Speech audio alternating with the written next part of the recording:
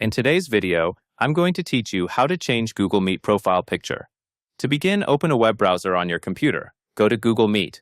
When the page loads, you should see the main Google Meet screen, where you can start or join meetings. If you already have a Google account signed in, you will be able to manage your profile without extra steps. Next, look to the top right corner of the Google Meet page. Click your profile icon there. After you click your profile icon, you should see an account menu or a link to manage your Google account. Select Manage your Google account. Now that you are in your Google account settings, find and click Personal Info on the left menu. The left menu helps organize everything, so this selection keeps you focused on the exact section that contains profile details.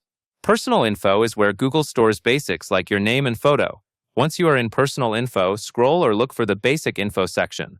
Under that section, click your current photo. After you click your current photo, you should see an option such as Change or Add Profile Picture. Click that option to upload a new image. When you are satisfied with how it looks, click Save as Profile Picture.